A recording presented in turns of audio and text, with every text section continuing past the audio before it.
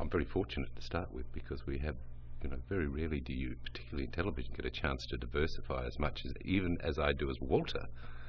But then to have Walter in it, who appears to be a very different sort of man, has developed differently over a period of 20 years, certainly, is a great opportunity. And I know the other actors feel the same way, to have the opportunity. Anna Torv loves the fact that she's got two Olivias to play, for example, who are just different, just different enough to keep her interested. It's not difficult, it's just fun. One of the surprising, or perhaps surprising, strengths of Fringe over the last two seasons has been the relationship between father and son. And a lot of people have identified so strongly with that, the regrowth of that terribly difficult and fractured relationship. They also associate very much with the Walter character, an older man who is trying hard to redeem himself, to make the best of things. I think a lot of our perhaps older viewers understand that character and really identify with it and empathise with him. When that was sort of shattered by a breach of trust at the end of last season, we said, goodness me, how do we repair? Josh Jackson and I spent a lot of time talking about this. How do we, being real, get on with life? Do we, at this stage, what we do is we tolerate each other and we're civil to each other, but that deep trust that we had developed, that real affection that we saw, doesn't come as freely now, understandably. The relationship between Peter and Walter would be enough to sustain a series of its own, to be honest.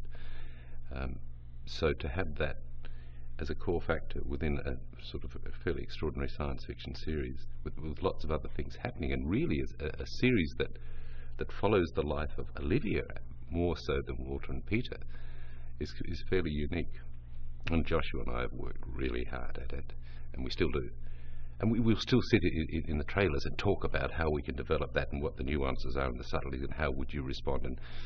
And that we still do that almost on a daily basis.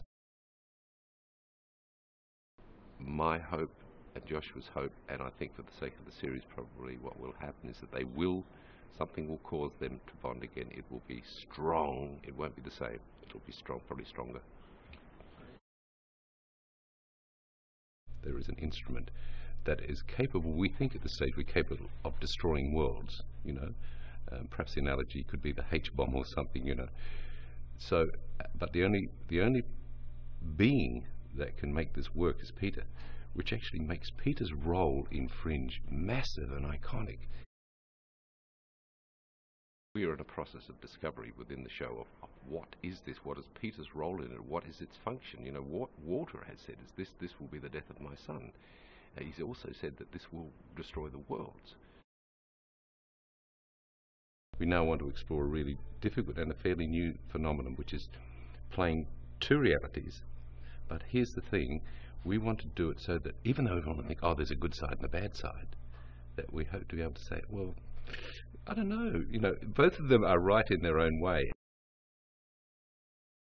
These guys that you meet over there, they seem really pleasant, and golly, it's hard.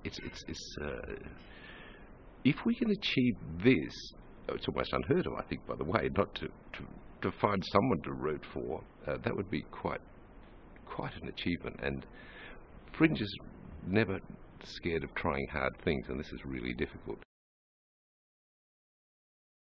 Everybody thinks and defends what they believe to be right. And so in this world we have two universes who are defending what they believe to be right and defending their rights and their legacy and their children and their families. So if we can achieve that so that an audience says, I'm not sure who to barrack for. Do you use that term, barrack? It means like root for if you're watching game football. You're just not sure who the good guys are. Who do we barrack for here? Who's the good guys and who's the bad guys? Is Walter overtly evil because he leads his world the way he does, or is he in fact just being a good leader trying to do the right thing?